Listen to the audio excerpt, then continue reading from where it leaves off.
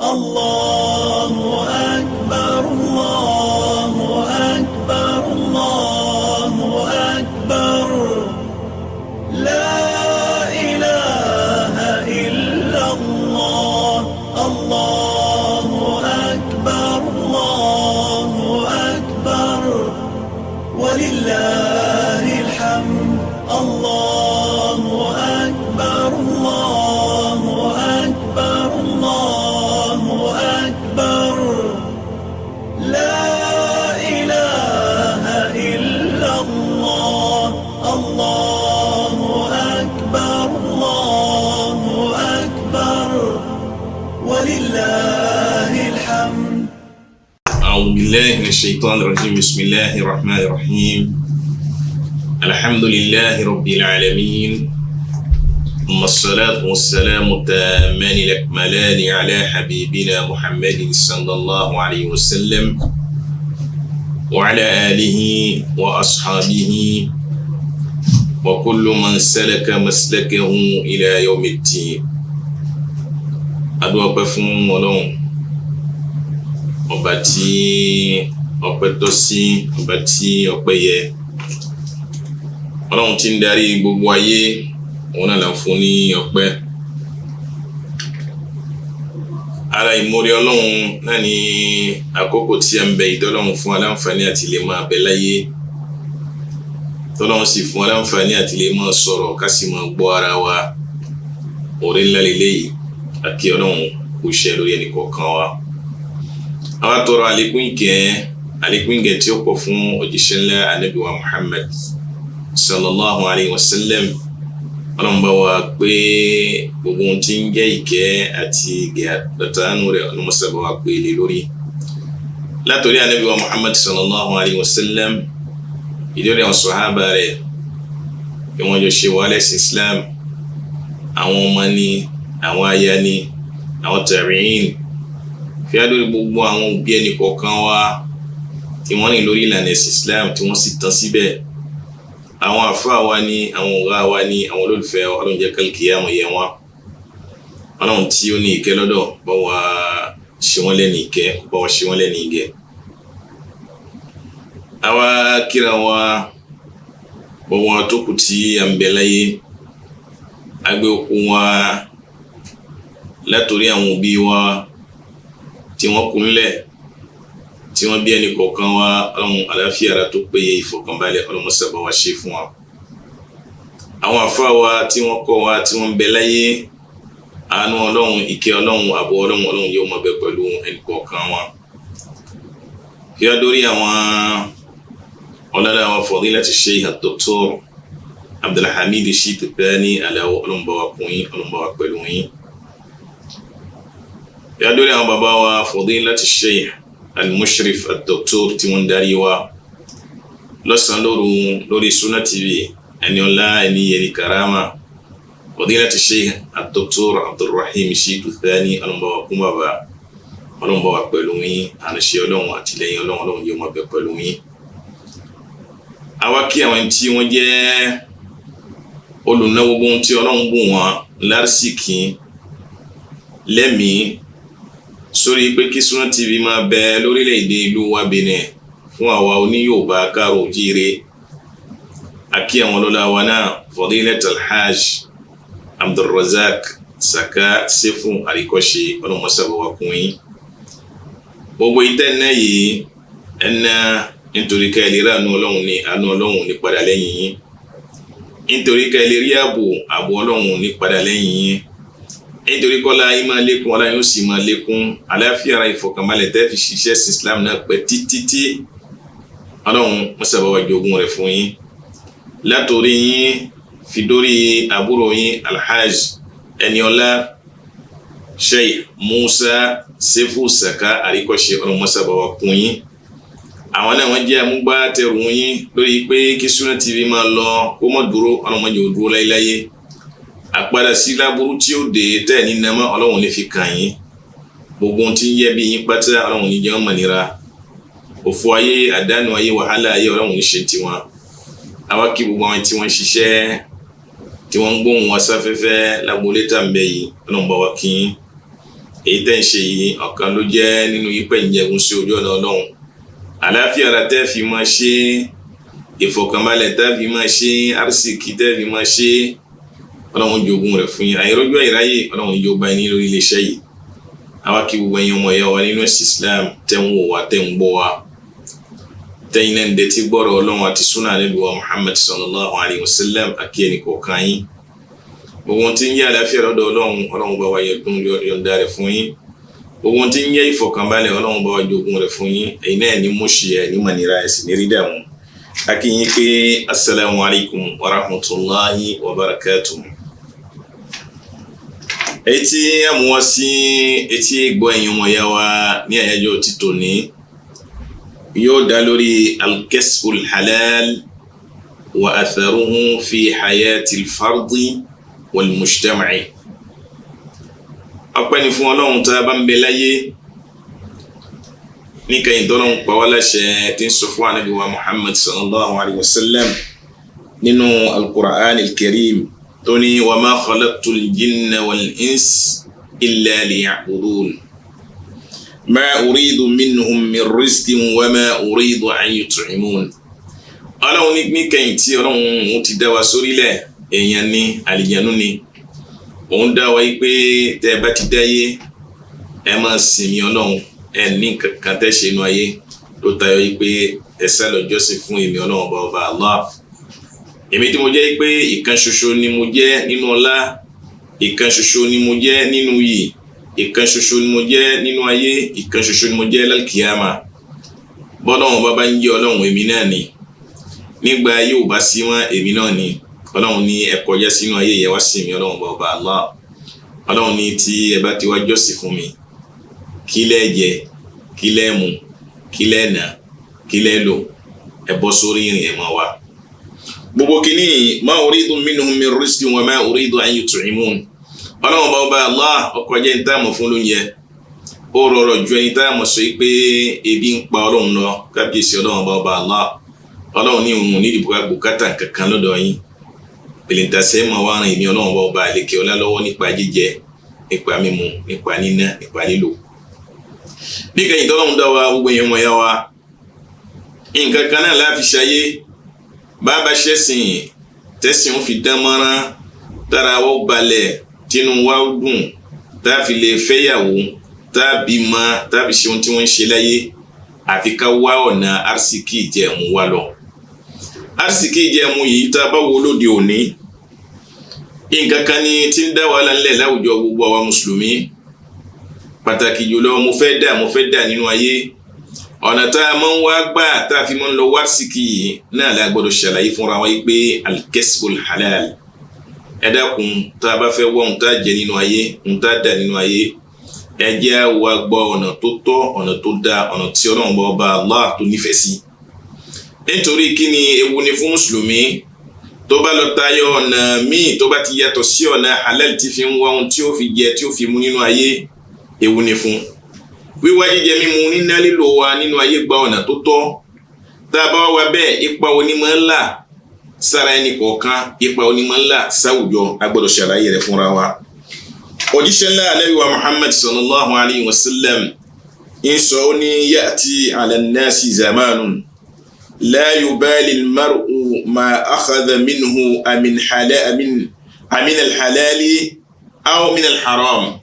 Òjíṣẹ́ náà Ànábì wa Muhammad sallallahu alayhi wa sallam ṣàlàyé fún wa ó ní àkókò kan bọ̀ wá fáwọn ọmọ ibùn Adam pátá tó jẹ́ pé tá a bá dénú ayé tá a bá fẹ́ wá jíjẹ tá a bá fẹ́ wá mímu tá a bá fẹ́ wá níná tá a bá fẹ́ wá lílò ẹnì kọ̀ọ̀kan ò ní wá béèrè kò ní ṣèwádìí ibi tí ó ti máa wá jíjẹ ibi tí ó ti máa wá mímu ṣénu tó tọ́ ni ṣénu tọ́lọ́hun ṣe léèwọ̀ ni á wá gbàgbéra á fọnú fọ́ra nípa ohun tá a fẹ́ jẹ nínú ayé nípa ohun tá a fẹ́ jẹ nínú ayé nípa mo fẹ́ dà wa á mọ̀ wá gbọ́nà ọ̀tún á mọ̀ wá gbọ́nà òsì ọ̀nà jìbìtì ni ká lù àwọn èèyàn mọ́lẹ̀ ni ẹnì kọ̀ọ̀kan wá gbàgbé ẹ dákun Ànábì ní àkókò náà ń bọ̀ wá tá a bá fi ojú inú wò àkókò náà là ń bẹ yìí àkókò náà ló tó yìí táwọn ẹni síwájú wa ti lò nínú rẹ̀ táwa náà tún lò nínú rẹ̀ táwọn ọmọ wa tí àwọn náà tún wá lò nínú àkókò náà gbogbo ohun tá a bá fẹ́ wá ẹjẹ́ amúpayà Ọlọ́run ọba àlekè ọlá mọ́ tá bá fẹ́ ṣiṣẹ́ tá fẹ́ wá owó tá fi tọ́jú àwọn ọmọ ẹ jẹ́ mú páyà Ọlọ́run ma ibi tá ti ń ṣiṣẹ́ wa ṣiṣẹ́ tó tọ́ ni ṣiṣẹ́ tó dáa ni ṣiṣẹ́ tó bá òfin Islam mu ni ẹ jẹ́ alákìísí Ọlọ́run sọ fún Ànábì wa Muhammad sallallahu alayhi wa sallam ó ní famshu fi manakibiha wa kulu min rizqihi ẹ jáde ẹni lọ lórí jìká ilé mi Ọlọ́run ọba Allah ẹ lọ sọ́tún ẹ lọ sósì ẹ lọ wá jíjẹ ẹ lọ wá mímu ẹ wá ohun tẹ́ jẹ látara sí kí èmi Ọlọ́run ọba lékè ọlá tí ń sojò kalẹ̀ láti sánmà Ọlọ́run ọba èmi Ọlọ́run ọba lékè ọlá tí ń bá sọ òjò kalẹ̀ bùṣe gbogbo ohun tí ó bá jáde ń bẹ lẹ́rúgbìn tẹ́ mọ̀ jẹ ẹ sá mọ̀ wá lọ èjìká èmi Ọlọ́run ọba ilẹ̀ èmi Ọlọ́run ọba ẹ mọ̀ kó ebè sínú ẹ̀ ẹ mọ̀ dára tó bá wùn sílẹ̀ òkúlù mẹ́rìsì kẹ́sì máa jẹ nínú ọlẹ́ èmi Ọlọ́run ọba Allah ọba lékè ọlá Ọlọ́run sọ fún Ànábì wa Muhammad sallallahu alayhi wa sallam nínú al-Qur'an láwọn àyà tó pọ̀ tó jẹ́ pé ọmọ mùsùlùmí ò gbọ́dọ̀ káwọ́ mara báyìí wípé ńgbà t'Ọlọ́run ti parí kádàrá ti tòun ohun tóun jẹ láyé òun jẹ náà ni ọ̀lẹ yẹn ń jẹ́ bẹ́ẹ̀ ohun tóun fẹ́ dà láyé òun dà náà ni ọ̀lẹ yẹn ń jẹ́ bẹ́ẹ̀ níkẹyìn tí kádàrá ti wá láti ọ̀dọ̀ Ọlọ́run ọba Allah ẹ̀yẹn gbọ́dọ̀ gbé àwọn ìgbésẹ̀ kan láyé tí ó fi wá jíjẹ tí ó fi tọ́jú aya tí ó fi wá jíjẹ tí ó fi tọ́jú ara ẹ̀ tí ó fi wá jíjẹ mímu tí ó fi tọ́jú àwọn ọmọ tí ó fi gbọ́ bùkátà àwọn ẹbí tí ó sì fi dá sí ọ̀rọ̀ ẹ̀sìn Islam tí ó sì fi dá sí ọ̀rọ̀ àwùjọ ní ìlànà tí ó tọ́. Ànábì wa Muhammad sallallahu alayhi wa sallam sọ fún yìí pé kafa bil mar'i ithman an yudayya man ya'ul ó tó fún ọmọ èèyàn kó pa ọmọ láyé gbogbo àwọn abálélé tá a máa jókòó sórí àwọn ta káàkiri tá a máa ta àwọn kan káàkiri àwọn base ká máa ta jack ká máa ríṣẹ́ kan ṣe ká máa lọ tàbá ti jáde ní lágo 6 àárọ̀ àbágo 8 náà ní ọ̀dàgo 10 alẹ́ Ànábì wa Muhammad sallallahu alayhi wa sallam ó ní kafa bil mar'i ithman an yudayya man ya'ul ó tó lẹ́sẹ̀ fún ọmọ ibùn Ádámù láyé ẹ̀ gbọ́ dáadáa kó jẹ́ pé ẹ̀tọ́ àwọn tí ó jẹ́ àwọn fàmíì rẹ̀ tí ó mọ gbọ́ bùkátà lé wọn lórí kó mọ fìràrí ó tó láti kọ ẹsẹ̀ kalẹ̀ fún yín pé ó dẹ́ṣẹ̀ nínú ayé l'Ànábì fi sọ fún wa yín pé a gbọ́dọ̀ jáde nínú ayé ká lọ wá jíjẹ a gbọ́dọ̀ jáde nínú ayé ká lọ wá mímu a gbọ́dọ̀ jáde nínú ayé báwo la ṣe gbà tá fi gbọ́ bùkátà àwọn ọmọ wa báwo la ṣe gbà tá fi gbọ́ bùkátà àwọn òbí wa ẹ̀yin ọmọ ìyá wa nínú ẹ̀sìn Islam iṣẹ́ tá ń ṣe lọ́wọ́ tèmi rẹ tá a jọ ń ṣe ǹjẹ́ iṣẹ́ kan ni tó bójú mu ǹjẹ́ iṣẹ́ kan ni tó jẹ́ pé oògùn wa ti ń jáde ń bẹ̀ oògùn halali ni oògùn ẹ̀tọ́ kan ni tó jẹ́ pé tá a bá déwájú Ọlọ́run tá a bá fẹ́ rojọ́ àsọ fọ́lọ́run pé nínú oògùn tó dáa mo ti ń fọ́mọ jẹ nínú oògùn tó dáa mo ti ń ná fún ìyàwó nínú oògùn tó dáa mo ti ń ná fara mo ń ná fẹ́ bí mo ń ná fẹ́ sí Islam ló fi jẹ́ pé gbogbo ọ̀nà tá a bá gbà nínú ayé yìí tá a fi wá owó gbogbo ọ̀nà tá a bá gbà nínú ayé yìí tá a fi dèèyàn gbogbo ọ̀nà tá a bá gbà nínú ayé yìí tá a fi tọ́lọ́lá ẹ̀yà lákèésí o ó gbọ́dọ̀ jẹ́ pé ọ̀nà tó tọ́ ọ̀nà tó dáa tó bófin ẹ̀sìn Islam mu òun ni ká rìn lórí rẹ̀. Ànábì wa Muhammad sallallahu alayhi wa sallam ojúwe rẹ̀ bẹ̀ fún wa. Ànábì wa Muhammad sallallahu alayhi wa sallam Ọlọ́run tún sọ fún nínú al-Qur'an wípé ya ayyuhal ladhina amanu kulu min tayyibati ma razaqnakum washkuru lillahi in kuntum iyyahu ta'budun. Ẹ̀yin tẹ́ jẹ́ olùgbàgbọ́ sí mi Ọlọ́run ọba Allah ọba àlékè ọlá kulu min tayyibati bẹ́ẹ̀ bá fẹ́ jẹ ẹ jẹ nínú nǹkan halal ẹ jẹ nínú oògùn tó jẹ́ oògùn tí ó dùn Ọlọ́run nú ẹ jẹ nínú wàhálà tó jẹ́ pé ńgbà tẹ́ ṣe wàhálà náà ẹ̀yin náà mọ̀ pé ẹ̀rọ lòfin Ọlọ́run ọba àlékè ọlá ohun tẹ́ ń jẹ yìí ohun tó dáa ni tó bófin mu ohun tẹ́ ń mu yìí ohun tó dáa ni tó bófin mu aṣọ tẹ́ ń wọ̀ yìí ohun tó dáa ni tó bófin mu. Ọlọ́run ọba àlékè ọlá sọ bẹ́ẹ̀ fún Ànábì wa Muhammad ní ya ayyuhal ladhina amanu mo pè yín tẹ́ gbà èmi Ọlọ́run ọba àlékè ọlá gbọ́ Ọlọ́run tún ní ẹ̀yin tẹ́ gbà òun Ọlọ́run ọba àlékè ọlá gbọ́ bẹ́ẹ̀ bá jẹ́ o kò ní ya ayyuhan nasu ó mọ̀ pé nínú àwọn onígbàgbọ́ òdodo nínú wa náà ń bẹ tó jẹ́ pé àwa yìí náà láàmú pẹ̀rẹ̀ àwọn onígbàgbọ́ òdodo tán láti tún máa jẹjẹkújẹ àkíyèsí lélẹ́yìí jẹ́ tó o bá ń kírun wákàtí márùn-ún ó súnmọ́ kó máa jẹjẹkújẹ tó o bá ń gbààwẹ̀ oṣù Ramadan ó súnmọ́ kó máa jẹjẹkújẹ tó o bá ń lọ sí hajj ó súnmọ́ kó máa jẹjẹkújẹ gbogbo ohun tó bá jẹ tó bá wọ̀ tó bá ná nínú ayé kó jẹ́ nínú halal Ọlọ́run pè wá sákìyèsí bẹ́ẹ̀ ó ní ma razaqnakum gbogbo nínú tèmi Ọlọ́run bá ọba àlíkẹ́ ọlá ṣe lásìkò fún yín ẹ jẹ́ èyí tó dáa. Ẹ gbọ́ iṣẹ́ tẹ́nì kọ̀ọ̀kan wá ń ṣe lónìí òun náà mọ ọ̀nà tí ń gbà fi rówó fi tọ́jú ẹbí, ó mọ ọ̀nà tí ń gbà fi rówó fi gbọ́ bùkátà rẹ̀. Ọkọ̀ tó ra sídìí ọmọ ọ̀nà tó gbà tó fi rà á, machine tó ń gùn ọmọ ọ̀nà tó gbà tó fi rà á, ilẹ̀ tó rà tó fi kọ́lé sí ọmọ ọ̀nà tó gbà tó fi dá gbogbo àwọn ara yìí. Jáwá pèrè lọ́dọ̀ ara wa aminal halali aw minal haram, ṣé nínú owó tó dáa ló fi dá gbogbo àwọn ara yìí ni àbí nínú owó tọ́lọ́run ṣe lọ́yẹ́ ilé ìwọ̀? Ṣé o pẹ́ ní ẹlẹ́kùn ni fi jayé ni àbí òkun ara rẹ̀ náà ó sọ́fà fi débẹ̀ ni? Ẹjá pèrè lọ́dọ̀ ara wa nítorí tá a bá ń ṣẹ̀sìn Islam tá ń kírun wákàtí márùn-ún tá ń gbààwẹ̀ oṣù Ramadan tá ń lọ sí hajj tá ń yọ zaka fáwọn èèyàn, gbogbo ń tá ń ṣe lára ohun tó lè kó bá wa lálkìyàmà òun náà ni pé jíjẹ mímu wa níná lílo wa aṣọ wa tá ń wọ̀ yìí bàtà ẹsẹ̀ wa kálákìyèsí ibo láti rí, kálákìyèsí báwo ló ṣe gbà fi dé ara wa, kálákìyèsí pé gbogbo ń tá ń wọ̀ tá ń yẹ yìí ìṣirò ń bẹ lórí rẹ̀ lálkìyàmà. Gbogbo ohun tó lè wọ̀ nínú ayé o lè lọ super petit marché àbí super marché kó lọ pa gbogbo àwọn èlò tí ń bẹ ńbẹ̀ pátápátá kó kó wọ yàrá rẹ̀ kẹ́ wọ́n ṣe fún ẹ lójoojúmọ́. Àmọ́ ohun tó ń jẹ ṣé owó tó fi rà ṣe bí owó tó dáa ni? Tí ṣe kó bá tẹ àwọn èèyàn jẹ́ ó lo jìbìtì fáwọn èèyàn, ó gbá àwọn èèyàn, ó pa àwọn èèyàn nú jẹ́ tí ò bá ti jẹ́ bẹ́ẹ̀ tó bá jẹ́ pé nínú owó tó jẹ́ owó halal ní báríkà rẹ̀ kú oríire. Ọlọ́run sọ fún Ànábì wa Muhammad ní washkuru lillahi in kuntum iyyahu ta'budun. Ẹ̀dú ọpẹ́ fọ́nà ọba Allah tó bá jẹ́ pé Ọlọ́run ọba náà lẹ̀ bá ń sìn ẹ̀rẹ̀ lómi pẹ̀lú gbogbo ìdí tọ́lọ́run ṣe fún bí ó wà dúpẹ́ nígbà míì nǹkan míì ni ó tún mọ̀ dúpẹ́ fún, bí ó bá mọ̀re fún Ọlọ́run nígbà míì lórí orí tọ́lọ́run ṣe fún ẹlòmíì náà ni ó tún mọ̀ lọ mọ̀re fún. Ẹ̀dá tí sì ń lọ báyìí náà ọ̀kan nínú àwọn ẹ̀dá Ọlọ́run ni ọ̀lẹ lòun yìí náà, àmọ́ Ọlọ́run ò dárí làákàyè rẹ̀ síbẹ̀. Ọlọ́run bá ọba àlekè ọlá ò pé sákèsí ló fi jẹ́ pé gbogbo àwa tá ń bẹ láyé tá a jẹ́ mùsùlùmí tá ń gbọ́ ọ̀rọ̀ Ọlọ́run tá ń gbọ́ súnà Ànábì wa Muhammad sallallahu alayhi wa sallam lójoojúmọ́ tá ń gbọ́ wáàsí lọ́dọ̀ àwọn àfà lẹ́nu wọn ẹ̀jẹ̀ alákèésí o al-kasbul halal, gbogbo ọ̀nà tá a bá gbà fi wá owó ayé ni mo fẹ́ dàbí bàbá alágbájá, èmi náà fẹ́ rọkọ̀ ńláńlá, mo fẹ́ kọ́ni ńláńlá, mo fẹ́ wọṣọ àsìkò. Béèrè lọ́dọ̀ ara rẹ̀ pé ṣíṣe ọwọ́ rẹ̀ ló fi dá gbogbo àwọn ara yìí àbó bá táwọn èèyàn jẹ́. Nítorí ayé táwọn wò lónìí ayé kan tó jẹ́ pé yànrányànrán bẹ́ẹ̀ kò jẹ́ káàfà gbádùn má, yànrányànrán bẹ́ẹ̀ kò jẹ́ káwọn jẹ̀mọ́ rújútó ara wọn má,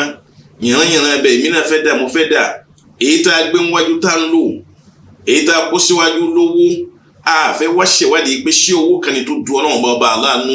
ṣé owó kan tó jẹ́ pé Ọlọ́run bá ò nífẹ̀ẹ́ sí ohun tá a ná yìí. Àkíyèsí ibẹ̀ ò sí fún gbogbo wa ló fi jẹ́ pé bá a bá ń lọ́nu ayé, tá a bá ń lọ́nu ayé, tá a bá ń sunú ayé, tá a bá ń jẹnu ayé, tá a bá ń múnú ayé, tá a ń wọ̀ nínú ayé, ẹ̀jẹ̀ alákèésí púpọ̀ níbi ohun tá a fẹ́ jẹ. Ọ̀pọ̀lọpọ̀ àwọn sàábé tí a bá lákèésí pé ohun táwọn jẹ yìí, Abubakar Siddiq nígbà tó lákèésí pé ọmọ ọ̀dọ̀ tí ń bẹ lọ́dọ̀ ti tọ̀hún tó fóun jẹ yìí nǹkan haramu ní nǹkan ìwọ ni, fúnra ara rẹ̀ ló tọ́ bọ ọ̀nà fún rẹ̀ báyìí, ó pọ̀ gbogbo tó jẹ́ ni ó pọ̀ kalẹ̀ báyìí dára yìí pé ń bẹ̀rù Ọlọ́run pé haramu gbọ́dọ̀ bọ́nu ti tòun. Ìwọ̀n tí ń jẹ́ haram òun gbọ́dọ̀ gbénú haramu náà wọn làbí ṣe fáàrí lónìí. Bẹ́ẹ̀ bá lálẹ́ àfà lónìí haramu yìí náà ní fi ń gbádùn, bẹ́ẹ̀ ráwọn ìmáàmù lónìí haramu yìí náà ni wọ́n gbàgbé ohun tí ń jẹ́ Ọlọ́run, wọ́n gbàgbé pé gbogbo ohun táwọn ń ṣe yìí wọ́n ó ṣe ìṣirò rẹ̀ lálkìyàmà, wọ́n gbàgbé gbogbo jẹ̀mọ́ àgán lára ọmọ sọ ìgbésẹ̀ máa wọn àfà náà nìyẹn, àwọn náà ń ṣayé àwa náà ń ṣayé. Ẹ̀dá kùnyìn mọ̀ yẹn wà nínú ẹ̀sìn Islam. Ayé tá a bá fẹ́ lò ẹ̀jẹ̀ ó lákèésí, ayé tá a bá fẹ́ lò ẹ̀jẹ̀ àpèrè padà síbẹ̀ pé ohun tá à ń ṣe yìí ohun tó ní pé a fẹ́ ṣèṣirò ṣẹ́ lórí rẹ̀ ni. Arábìnrin kan tí ọkọ tiẹ̀ bá fẹ́ jáde nílé, gbogbo ẹ̀yin ìyá wa lálùbáríkà lára wáàsí tó yẹ kẹ́ ẹ mọ̀ ṣe fún àwọn ọkọ yín ìkànnù ẹ̀ tó bá fẹ́ jáde nílé. Arábìnrin tá a wí nínú wáàsí tí mo ń ṣe fún ọkọ rẹ̀ náà yìí pé baálé wa òun ló ń lọ yìí o, lílọ tó ń lọ yìí nísìnyí ìbẹ̀rù Ọlọ́run dọwẹ́ o, gbogbo àsìkí tó bá mú wá ń lé fún wa tá a bá jẹ tá a bá mu ìmọ̀ sọ pé ittaqillaha fina báyà ọlọ́run látara wa o àwa ò bá ọ jáde o ibi iṣẹ́ rẹ̀ níṣà àbá ẹ jáde tá a mọ̀ṣẹ́ tó fẹ́ ṣe fi kó wálé ọwọ́ kó délé kó kalẹ̀ ní kó ra jíjẹ mímu kalẹ̀ ní káwa máa ná káwa máa lò arábìnrin máa ń sọ fún ọkọ rẹ̀ pé ittaqillaha fina ọmọ àgbà bá ọ jáde bẹ̀rù ọlọ́run níbi tó bá fún wa jẹ tó bá fún wa mu tó bá padà délé o fa innana nasburu ala al-ju'i wala nasburu ala an-nari tó bá ṣe pé ká ní sùúrù ní lórí ebi alẹ́ ní sùúrù lórí ebi ò lè pa wá àmọ́ ní sùúrù láti lè fi ara fi gba iná ló fi jẹ́ pé ẹ wo ìbẹ̀rù ọlọ́run tọ́lọ́run gbé sí ọkàn àwọn èèyàn ẹ wo páyà ọlọ́run èèyàn fẹ́ jáde lé ní baálé ilé ìyàwó ẹ̀ ń pè sákèésì ìwọ tó jẹ́ pé kí baálé ẹ̀ tó jáde ló mọ̀ sọ fún yín pé ẹ mọ̀ ṣàlàyé ra nǹkan báyìí bọ̀ o nǹkan báyìí ẹ mọ̀ pé kò sínú ilé mọ́ eléyìí náà sínú ilé mọ́ ọkọ̀ pápọ̀ wá jáde kò ní fẹ́ rí tìjú ó rí pé òun gbọ́dọ̀ lọ kóun dé kóun tẹ́yàwó lọ́rùn kóun dé kóun sì tẹ́ àwọn ọmọ lọ́rùn gbogbo àwọn eléyìí àkíyèsí ni fún wa nínú ẹ̀sìn Islam yìí pé gbogbo àwa tá a jẹ́ lẹ́sìn Islam bá a bá fẹ́ wá jíjẹ tá a bá fẹ́ wá mímu mo lágbájá fẹ́ dà mo fẹ́ dà kálákìsì o kálákìsì lágbájá fẹ́ kọ́ bóun náà ti ṣe kọ́ ní lèmi náà fẹ́ kọ́ kálákìsì ìbáṣẹ́ tí wọ́n ń ṣe òun ni ó wò nítorí arábìnrin ti sọ fún ọkọ rẹ̀ pé àwọn lágbára àti lè fi ara da ibi kébi pa àwọn ṣùgbọ́n àwọn ò lágbára àlètí ní sùúrù lórí pé tí iná bá dé kí iná ọlọ́run mọ́jú àwọn lóde òní ẹnìkan bẹ̀rù náà ọlọ́run mọ́ bí wọ́n bá sọ wọ́n ní ta ló ti lọ́nu wa tó ti bọ̀ rí ọlọ́run anabi wa Muhammad sallallahu alayhi wa sallam yìí sọ ní inna Allaha ta'ala tayyibun la yaqbalu illa tayyiban ọlọ́run ọba aláàtà ń kírun fún tá ń gbàwẹ̀ fún tá ń yọ zaka fún tá ń ṣe dáadáa tá ń lọ sí hajj ọba ni kì í gba ohun tó jẹ́ pé ó bá fẹ́ gbà lọ́wọ́ ẹrú rẹ̀ ohun tó dá ní máa gbà nítorí òun fún ara rẹ̀ tẹ́lẹ̀ ọba tó dá ọba tó mọ́ ni káwa sọ yìí pé ńgbà tó ẹrú ṣiṣẹ́ ẹ̀ nísìn tọ́lọ́run fẹ́ gba iṣẹ́ ẹ̀ ní wọlé tíṣẹ́ ẹ̀ ní ò bá ti jẹ́ iṣẹ́ tó dáa ọlọ́run ò lè gbà wọlé ìwọlé mọ́rọ̀ ipò ọlọ́run lè gbà wọlé ló fi jẹ́ pé gbogbo àwọn eléyìí àkíyèsí ni fún wa pé tá a bá fẹ́ wá jíjẹ mímu kálákìyèsí nínú àdìsí Anas bin Malik ó gbà wá ó ní anna nabiyya sallallahu alayhi wa sallam wajada tamratan masqutatan faqal òjíṣẹ́ ńlá Ànábì wa Muhammad sallallahu alayhi wa sallam rí èso Mákà kan jọ kan èso Mákà ni ó jábọ́ sílẹ̀ faqala Ànábì wọn sọ pé lawla an takuna mina sadaqa la akaltuha tí ìbá ṣe pé wọn mọ̀ ọkọ̀ pé tí n bá jẹ èso Mákà yìí yóò mọ̀ já sí sàárà àfẹ́ni tó ní ni ìbá jẹ èso Mákà yìí nítorí pé kí ni Ànábì bá mú jọ́nà tó bá jẹ wọn kọ sàárà wọn kọ ládàkalẹ̀ fẹ́ni tí ó ní èso Mákà ní pé Ànábì jẹ támúrù rẹ̀ wọn mọ̀ kọ sàárà kalẹ̀ fún Ànábì sì ni a sì wá ṣe sàárà jíjẹ léwọ̀ fánàbí pé kò gbọ́dọ̀ jẹ kí ni kò gbọ́dọ̀ jẹ sàárà nínú ayé Ànábì nìyẹn wọn náà tó rí nǹkan ní nǹkan lẹ tó sì mọ̀ pé nǹkan táwọn rí yìí àwọn ẹnìkan náà ni ó ní ó ká mọ́ra ó gbé lọlé òfin tọ́jú ọmọ òfin tọ́jú aya òfin tọ́jú ẹbí òfin tọ́jú ara rẹ̀ tó sì jẹ́ pé nínú òfin Islam ń tẹ̀yàn báyìí ó ní báwo láti ṣe máa ń tọ̀ tá a fi di pé ẹni tó ní nǹkan ó fi lè rí nǹkan rẹ̀ gbà gbogbo ẹ̀yin ọmọ yàrá nínú ẹ̀sìn Islam al-kasbul halal wíwá ohun tá a jẹ tá a mú ó dọwọ́ wa o nítorí ó nípa tí máa ń là sí ara ẹni kọ̀ọ̀kan wa ó nípa tí máa ń là sáwùjọ ìtàmọ́ sí etí ìgbọ́ ara wa lónìí ọlọ́run ọba àlekè ọlá ọba Allah ọba tí máa kó ẹ̀dá mọ̀ ṣe tí máa dúró ti ẹ̀dá ọlọ́run kó dúró ti ẹni kọ̀ọ̀kan wa àsìkí tá a jẹ tá a mú tá a nà níbẹ̀ ọlọ́run yóò ṣòro fẹ́ ní kọ̀ọ̀kan wa subhanaka allahumma bihamdik ashhadu an la ilaha illa ant أستغفرك وأتوب إليك سبحان ربك رب العزة عما يصفون والسلام على المرسلين والحمد لله رب العالمين الله أكبر الله أكبر الله أكبر لا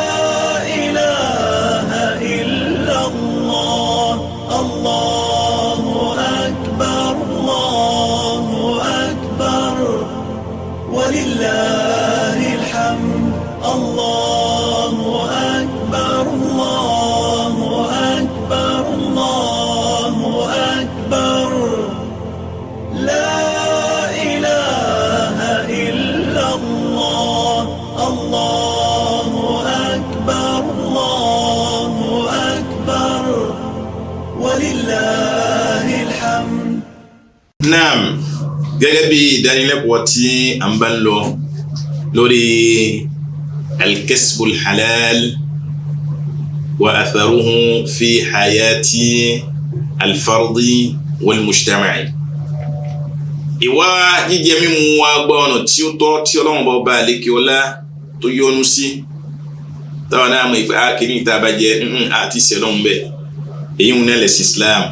ó pé wá sákèsì tá a sì ń ṣàlàyé rẹ̀ fúnra wa. Onípa tí kìíní ìmọ̀ ńlá sáwùjọ àti sí ọ̀dọ̀ ẹnì kọ̀ọ̀kan wa àfi kí alákèsí ẹ̀. Àwọn afọ́jọ́ yẹ wa pé gbogbo àkúgbà téèyàn bá ti ń jẹun tí ó dáa tó jẹ́ pé owó tí ń ná owó ẹ̀tọ́ ni, aṣọ tó fi owó nira aṣọ kan ní tọ́lọ́run yọ́nú sí, oúnjẹ tó rà fáwọn ọmọ nínú ilé àtìyàwó oúnjẹ kan ní tínú Ọlọ́run dùn sí, bẹ́ẹ̀ lọ. Ipa onímọ̀ ńlá sáwùjọ, ipa onímọ̀ ńlá sí ọ̀dọ̀ ẹnì kọ̀ọ̀kan wa. Alákọ̀ọ́kọ́ náà gbogbo ẹni tí bá ti ń ṣe kinní yìí tó jẹ́ pé ń wá owó tá a wí yìí gba ọ̀nà tí ó tọ́ àti gba ọ̀nà tí ó yẹ, futiha lahum abwabu saliha tubarak fi malihi. Gbogbo àkókò àtẹ̀yìn bá ti ń wá owó gba ọ̀nà tó dáa àti ọ̀nà tó tọ́ yìí, àwọn afáàjẹ́ oyé wa yìí pé Ọlọ́run máa ń ṣílẹ̀kùn ohun tí ń jẹ́ oore, Ọlọ́run máa ń ṣílẹ̀kùn ẹ̀káyà fún yín, yóò ṣílẹ̀kùn ẹ̀páyà fún, yóò ṣílẹ̀kùn ẹ̀kalẹ̀ fún. Ọlọ́run ó wá fi àlùbáríkà sínú owó náà nítorí Ọlọ́run yìí pé òógùn tẹ́lẹ̀ yìí ń lò òógùn kan ni tó jẹ́ pé tó bá fi tọ́ ọmọ yóò lálàáfíà, tó bá fi fẹ́ yàwó yóò lálùbáríkà, tó bá fi kọ́lé ẹ̀mí ilé náà yóò gùn, ilé náà ò ní gbóná. Káwa náà ká wò wọ́n ní ilé tá a bá ti fi tọ́ mọ èrè ní òwú. Gbogbo àwọn ọmọ tá a bá tọ́ pẹ̀lú owó halal ẹ wo ara wọn bí ṣe mọ́ balẹ̀, ẹ wo àwùjọ wọn bọ́kàn wọn ṣe mọ́ balẹ̀, ẹ wo ọjọ́ ọ̀la wọn, ẹ wo ayé wọn pẹ̀lú àwọn tó jẹ́ pé wọ́n fi owó ti bínà tọ̀ tinú wọn tún máa rí pé ọmọ lágbájá yẹn ó yanjú tẹ́ẹ̀sì mọ owó tí wọ́n fi tọ́ tó jẹ́ pé owó halal ni. Ibi tó fẹ́ gúnlẹ̀ sí ẹ̀ tí mà ipa tí kìíní ìmọ̀ ńlá kalẹ̀ sí ọ̀dọ̀ gbogbo àwọn tá a jẹ́ mùsùlùmí ó yá lè mà. Wọ́n fi yé wa pé kul inna rabbi yabsutu rizqa liman yasha'u min ibadihi wa yaqdiru lahu wa ma anfaqtum min shay'in fa huwa yukhlifu wa huwa khayrur rasikin. Ẹjá ló mọ̀ pé gbogbo ń tá dànù ayé àlè kọjá kádàrá Ọlọ́run. Bọ́lọ́run bá ló rọ̀kọ̀ láyé ó rà kó tó jáde nínú ayé, bọ́lọ́run bá ló kọ́lé ó kọ́ kó tó jáde nínú ayé, bọ́lọ́run bá ló ní kọ́ ò ní kọ́. O bá lu àwọn èèyàn ní jìbìtì kó jẹ́ wọn náà ló ń fi gbogbo ayé yìí fi kówó jọ, tí o bá ti sí nínú àkọọ́lẹ̀ ohun tọ́nà ń kọ́ kalẹ̀ fún ẹ ipò òfẹ́ dà ò lè débẹ̀. Lọ́dún fi jẹ́ pé ká mọ̀ ìpẹ́ ti ń tẹ́ pẹpẹ ọ̀rọ̀ fẹ́ dà fẹ́ni tó bá wù nínú àwọn ẹrú rẹ̀ Ọlọ́run ni, Ọlọ́run ló lè léyìn ni. Gbogbo agbára yóò kalẹ̀ mọ́ wákàkiri bọ́lọ́run bá lóòní ni òní ní náà ni. Ó tún yẹ kó tún lọ wá gbá ọ̀nà haram ìyá méjì ni. Wa ma anfaqtum min shay'in fa huwa yukhlifu. Gbogbo yìí ó lé òkè náà nínú tọ́lọ́run bá bùn yìí fún àwọn tó jẹ́ pé ìrara o oògùn ara mi ni o kí n tó máa náwó fẹ́ nìkan mọ́ bẹ̀rù Ọlọ́run ní sọ̀rọ̀ yìí. Owó tó ní nìkí sagbára rẹ̀ ó Ọlọ́run ló kó lé ọ lọ́wọ́, ó bá Ọlọ́run ó lè gbà á. Ma indakum yanfadu wa ma inda Allahi baq. Gbogbo tí ó wà lọ́wọ́ gbogbo àtàǹbẹ̀láyé yìí ní padà tó ń yọ kan tó jẹ́ pé ma inda Allahi baq kì í tó bá kú lọ́dọ̀ Ọlọ́run náà ni ó ṣẹ́kù. Ọlọ́run wá sọ ikú wa ma anfaqtum min shay'in fa huwa yukhlifu. Gbogbo ohun tẹ́ ẹ bá ná sóyè ọmọ sóyè ara sóyè ẹbí Ọlọ́run náà wọ́n ṣàdá padà ẹ̀fún kí ní gbà wọ́n lẹ́rùn. Èyí tó di síbẹ̀ ni tó jẹ́ halal yọ́ta àwọn ẹbí fún wọn, yọ́ta àwọn ọmọ fún, yọ́ta àwọn ìyàwó fún, àwọn ẹ̀gbọ́n àwọn àbúrò fún ọlẹ́tọ̀ wọn tó yẹ tọ́kàn ní tí wọ́n bèèrè lálkìyàmà níbi tí ò ti ní sí owó, níbi tí ò ti ní sí ọlá, níbi tí ọmọ ò ti lè gbà ọ́n lẹ̀, gbogbo ilé tó kọ́ ò lè gbà ọ́n lẹ̀. Eléyìí wọn ni tẹ́yìn bá ní owó halal kẹ́yìn náà Ọlọ́run tó máa bọ̀ fi kún ni. Lànàbí mi sọ pé ma naqasat sadaqatun min mali. Tabali kẹ́lómi yọ zaka yóò mọ ní zaka kíni. Òun lànàbí sọ yóò lára ohun tí kò dáa kẹ́yìn náà sórí èèyàn àti sórí àwùjọ ipa tí máa ń lálẹ̀ òun yẹn. Ànábì ní tẹ́ ẹ bá fi lè di pípẹ́ yọ zaka yíyọ èyí ní owó kù gbogbo àwọn táwọn ọ̀rọ̀ yìí pé àwọn àfáàní wọn ní ká mọ yọ zaka kíni. Ọlọ́run ló lówó fọkànbalẹ̀, arsìkì tó bá jẹ́ arsìkì kan ní tó dáa owó fọkànbalẹ̀ tó bá ti ná omi ò mọ wọlé anabi wa Muhammad sallallahu alayhi wa sallam sọ bẹ́ẹ̀ lára ohun tí ipa tí ká wá owó gbà ọ̀nà halal jíjẹ mímu wa gbà ọ̀nà halal ara ohun tí máa ń là kalẹ̀ òun náà ní pé silatul arhami wal ihsani ila al aqarib ẹja gbìyànjú gbogbo àwọn ẹbí wa látara owó tá a wá ní ká fi sokùn ẹbí pọ̀ ká ṣe dáadáa sáwọn tí wọ́n súnmọ́ wa lànàbí wa Muhammad sallallahu alayhi wa sallam fi sọ fún wa pé man ahabba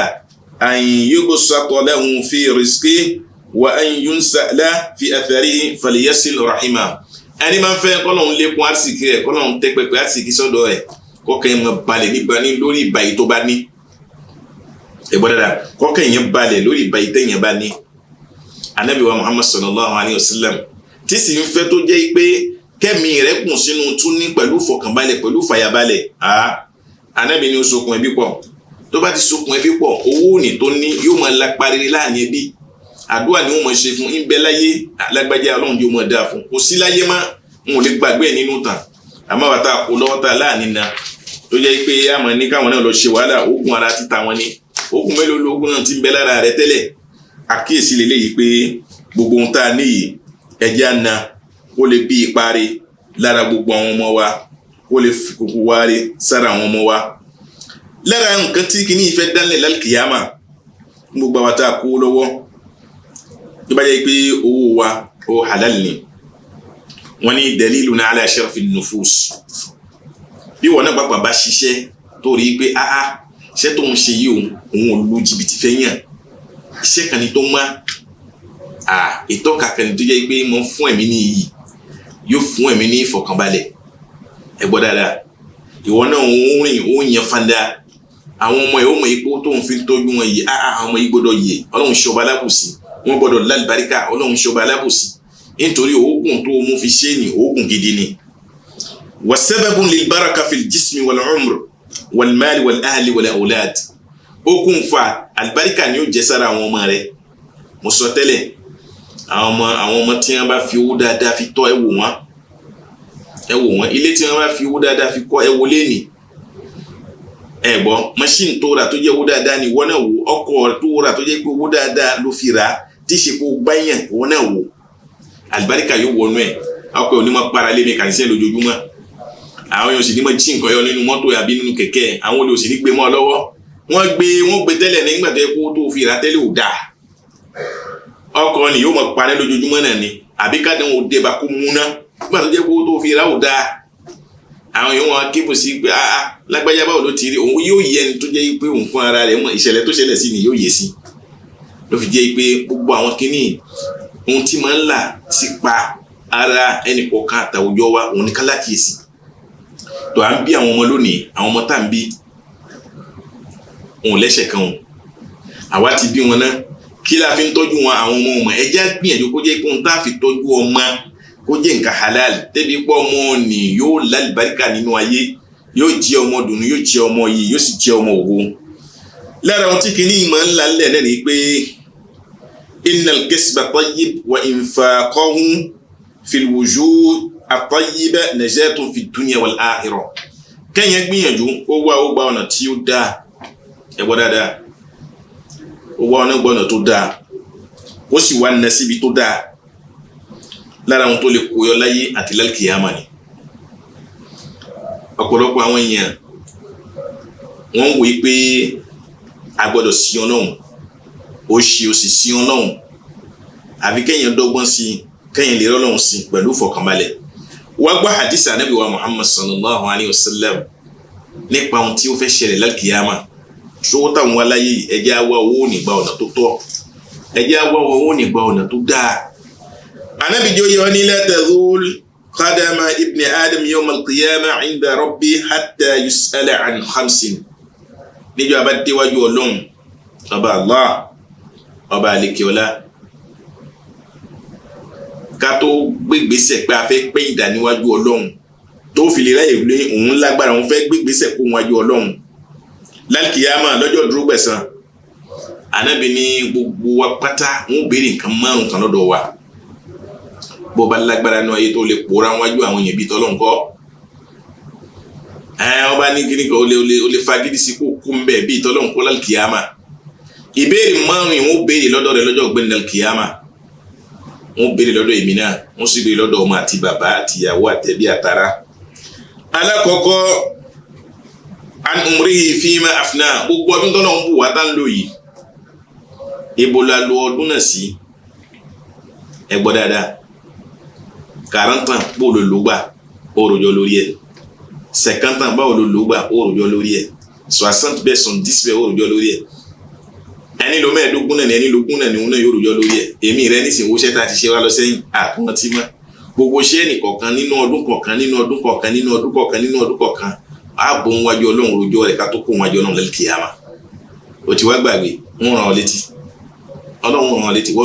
wọ́n fi ọkàn balẹ̀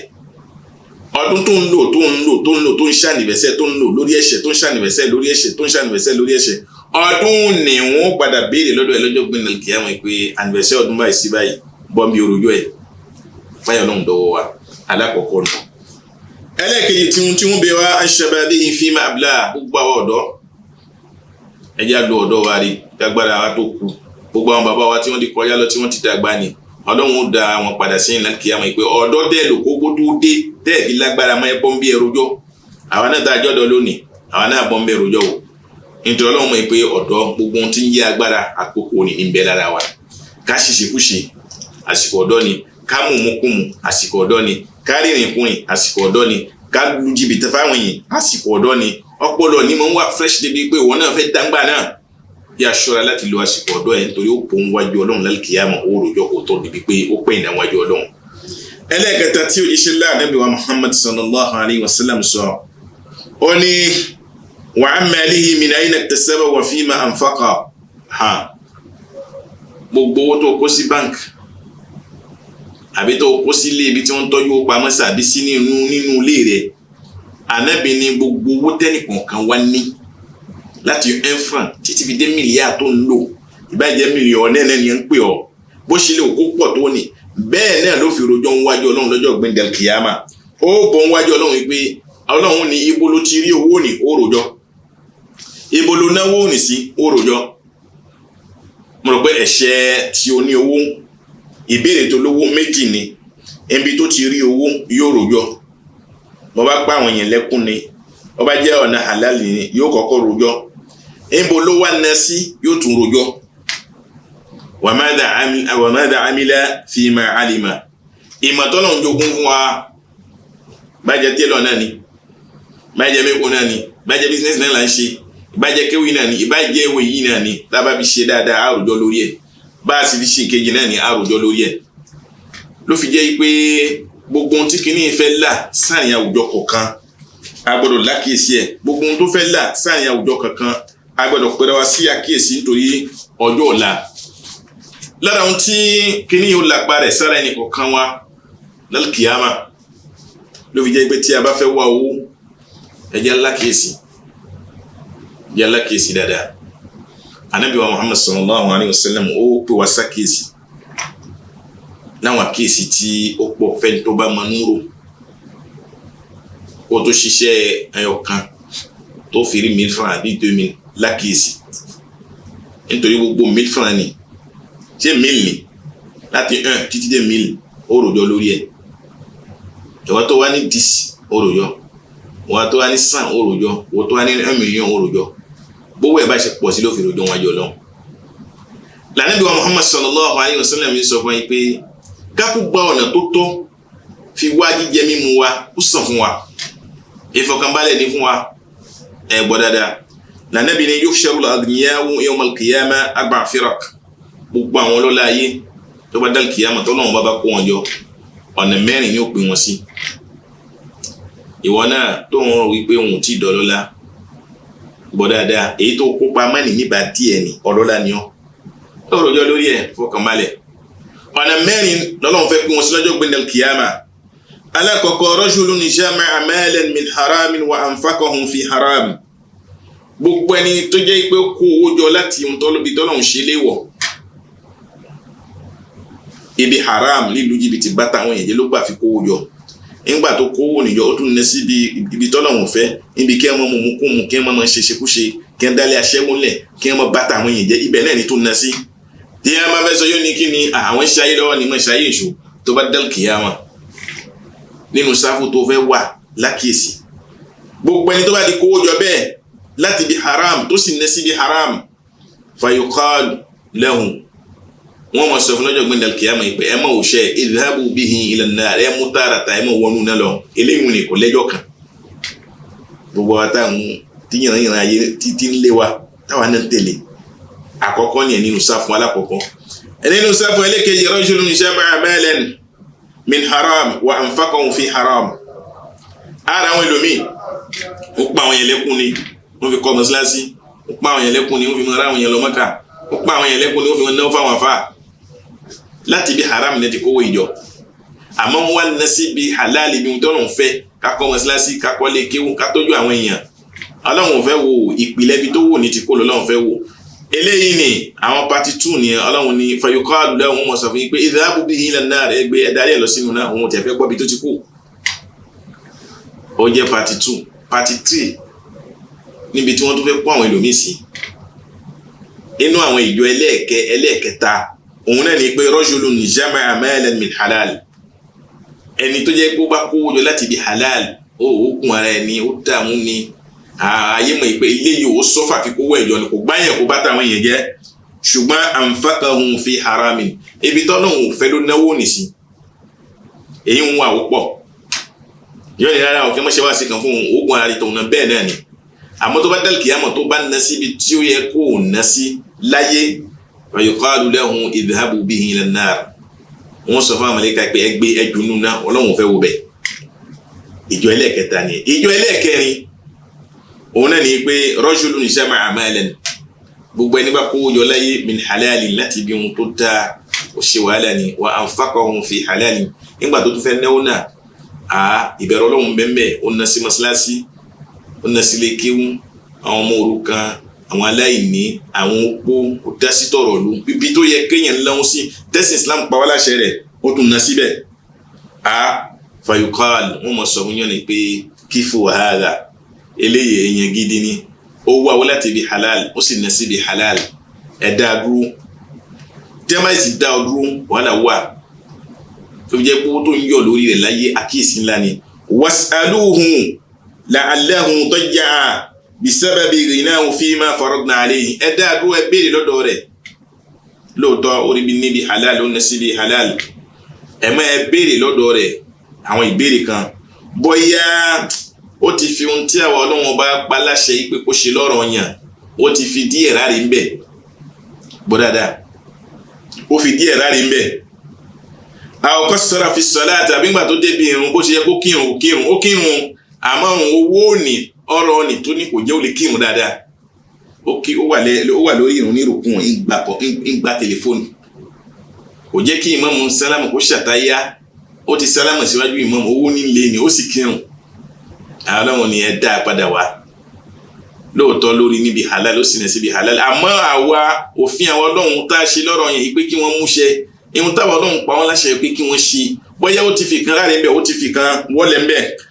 a ó fi wùdù ìhà wọn lọ nú àlùwàlá lásán bí àlùwàlá tí wọ́n fi ń ṣeré ni wọ́n gbàbẹ̀ lọ fọlọ́wọ́ wọn ni ẹ̀wọ̀ nú àlùwàlá tó ṣe yán ẹ̀fì lọ kírun èyí pé ńgbà tí iṣẹ́ àlùwàlá ni owó ọ̀rọ̀ pòun fẹ́ kó báyìí náà ṣe sí lágbájá ó ti dàrún mọ́ lọ́wọ́ débi pé nígbà tó bu omi sẹ́nu báyìí ó kà lọ bí ẹsẹ̀ lẹ́ẹ̀kan náà ni àkíyèsí ńlá ni o wo bí tí wọ́n ṣe fẹ́ mọ́ mọ́nítọ̀ ẹni kọ̀ọ̀kan wa tí wọ́n mọ̀ tẹ̀lé wa lọ́jọ́ gbẹ̀ndà kìámà ó ti lówó o sì ní síbi tó dáhùn wọ́n mọ̀ mọ́nítọ̀ wọ́n sì mọ̀ tẹ̀lé wa báyìí Ọlọ́run sọ fún àmàlíkà ó fi rùkùn yẹn ẹ lọ́wọ́ ní rùkùn ẹ̀ ńgbà tí ń lọ sí rùkùn báwo kí ló wí ńgbà tó dé rùkùn ṣówó dààmú ẹ̀ mílíọ̀n tí wọ́n fẹ́ sẹ́ndì ìrànjẹ́ sí gba orí àkáǹtì ṣe ìhun náà lọ́wọ́ tí èmi tí ó ti sọ subhana rabbiyal azim sọ subhana rabbiyal aala wàhálà wà á ó sùjúdì àbí ẹ̀ wọnú sùjúdì ẹ̀ kí ló wí ń bẹ̀ ẹ̀ wò lówó ó ti ṣe wàhálà o ó ti rí owó gba ọ̀nà halal láyé o ó tún ná síbi halal Ọlọ́run ní kò tí ì dúró gbogbo ohun táwa Ọlọ́run ṣe lọ́rọ̀ yẹn pé kó ṣe láyé owó ò ní lè gbé débi wípé ó lè ṣe báṣubàṣu kò ní ṣe bó ti ṣe tó àti bí ó ti ṣe yẹ àwọn Ọlọ́run láàmú ìpè lágbájá yóò ṣe kìíní bó ti ṣe tó àti bó ti ṣe yẹ. àwọn tó yà shay'an min furudi zakat wal hajj àbófin kankan ráre níbi ìyọ zakat fáwọn èèyàn àbí ọ̀rọ̀ oní hajj dé lórí ikú sì gbọ́ owó ìgbà ọ̀nà halal ni ló fi jẹ́ pé ara ohun tí ó bá ṣẹlẹ̀ lálkìyàmà lànàbí mi sọ fún yín pé fayuqalu lahu wọ́n tún sọ fún yín pé la'allaka bahayta waqtalta fi shay'in min thiyabik. àwa wò dábàá wo nùhùn táwọn náà lọ àlá táwọn ní rukun táwọn ní sùjúdù táwọn ní pé ó pàṣẹ mẹ́. Ọlọ́run sọ fún àwọn màláíkà yìí pé ẹ wò ó ń gbà tí ń bẹ láyé ṣé kò fáwọn yẹn ṣe fáàrí pẹ̀lú owó tó ní. Allah kábíyèsí Ọlọ́run láàánú wa o. Ọlọ́run tó mọ̀ sọ fún yín pé ṣé kò fáwọn yẹn ṣe fáàrí ṣé aṣọ tó wọ̀ ń jọ kìíní ṣe ìṣe aṣọ fáàrí ẹ lọ ṣàkíyèsí aṣọ tó wọ̀ nígbà tí ń bẹ láyé bàbá sì wọ aṣọ táwọn lóde òní aṣọ kàrámà aṣọ fáàrí pọ̀ mbẹ̀ ẹ̀já tó wà ní ẹ̀ṣẹ̀ o. Lóòótọ́ owó tá a fi ra owó halal ni owó tá a fi ra owó tí ó dáa ni. Fayuqal ya Rabbi yóò máa sọ fayaqul yóò máa sọ pé ya Rabbi mo pèrè Ọlọ́run mi ma bahayt wala ikhtaltu fi thiyabi mi ò ṣe fáàrí mo ṣe gbéraga sẹ́nìkan aṣọ mi tí mo sì wọ̀ ń yọ náà kì í ṣe aṣọ fáàrí kì í ṣe aṣọ dààmú kì í ṣe aṣọ tí ó pa òyìn sí fìtínà kì í ṣe aṣọ tí kì í ṣe aṣọ kárí mi. Allah lálkìyàmà nìyẹn o ló fi jẹ́ pé gbogbo ohun tá a bá wá láyé yìí ní nǹkan halal ẹ̀jẹ̀ ńlá kíyèsí wọ́n tún sọ yìí pé la'allaka farratta fima amarnaka bihi min silati rahim wa haqqil jiran wal masakin. ẹ tún wo tó bá lè di pé ó pass níbi pé kò ṣe fáàdì sáwọn yẹn pẹ̀lú aṣọ tó wọ̀ ẹ lọ wo yóò sokun ẹbí pọ̀ nígbà tí ń bẹ láyé láti ara owó tó lóhùn mú gbogbo ọ̀tá lówó tà tọ́jú ẹni wọ́n gba ẹ̀tọ́ wọn lọ́dọ̀ wa lálkìyàmà. gbogbo àwọn jìrọ̀nà àwọn aládùúgbò tá a fún lẹ́tọ̀ wọn wọ́n gba lálkìyàmà wal masakin àwọn aláìní ni wọ́n tẹ̀ fún lálkìyàmà wọ́n gbà. arabi tọ́lọ́hún ti fẹ́ gbà fún wọn òun ni káwá lákèsí pé gbogbo tọ́lọ́hún fi ń dibi pé ń fẹ́ máa béèrè lọ́dọ̀ wa yìí àǹfààní ń bẹ fún aláyé tá a bá lè dibi pa yí wa padà àti àníyàn wa àti iṣẹ́ ọwọ́ wa òye wa nísìn tí ó fi jẹ́ pé kálkìyàmà dìrọ̀rùn fún wa. gbogbo wa sí tánàbí wa Muhammad sallallahu alayhi wa sallam kò wá sákèsí ọjọ́ ìgbàgbọ́ lọ́dọ̀ Ọlọ́run bí wọ́n bá ní ta ni wọ́ Ọlọ́run sì sọ fún mi pé èmi náà bí mi náà ṣètò ni. gbogbo ẹni tí wọ́n ń gbọ́ wa lórí Sunna TV hadhihi maw'idatun min rabbikum wá sí ilé ìjẹ́ láti ọ̀dọ̀ ọba yín wa shifa'un lima fi sudur ìwòsàn ló jẹ́ fún ti ń bẹ lọ́kàn wa tẹ́lẹ̀ láwọn àárẹ̀ kan tí ń ṣe wá bóyá tá a bá ń gbọ́ báyìí alẹ́ rẹ̀ ra wá nílẹ̀ fọlọ́hún alẹ́ padà sọ́dọ̀ Ọlọ́run jíjẹ mímu wa á wà gba ọ̀nà tó tọ́ nítorí ẹjọ́ tí ń bẹ́lẹ̀ fún wa lórí àwọn ọmọ tá a bá fi tọ́ ẹjọ́ tí ń bẹ́lẹ̀ fún wa ẹjẹ́ láàánú lórí àwọn ọmọ lórí ìyàwó kí wọ́n lè jèrè kí wọ́n lè lálùbáríkà ká lè mọ̀ pé nǹkan lè mọ̀ pé àwọn ò fi owó kó fi tó àwọn débi pé mi tẹ́gbẹ́ wọn bá ti ń luyọ káwọn náà mọ̀ luyọ káwọn wà fi tiwa fi kó bá táwọn ọmọ táyé nù bàbá tí wọ́n dá kìyàmọ̀ nǹkan ẹ̀wọ̀n tó lóun sọ kalẹ̀ fún ànábì wa Muhammad sallallahu alayhi wa sallam àǹfààní ń bẹ́lẹ̀ fún wa àkókò ń bẹ́lẹ̀ fún wa káronú pìwàdà níbi ohun tá a ti ń wáyé jẹ mímu wa lọ́wọ́lọ́wọ́ báyìí Ọlọ́run yóò kún wa yóò pẹ̀lú wa àánú Ọlọ́run yóò mọ̀ bẹ pẹ̀lú ẹnì kọ̀ọ̀kan wa àṣẹ Ọlọ́run àtìlẹ́yìn Ọlọ́run yóò mọ̀ bẹ pẹ̀lú wa. subhanaka allahumma bihamdik ashhadu an la ilaha illa ant astaghfiruka wa atubu ilayk subhana rabbika rabbil izzati amma yasifun wa salamun ala al mursalin walhamdulillahi rabbil alamin. Allah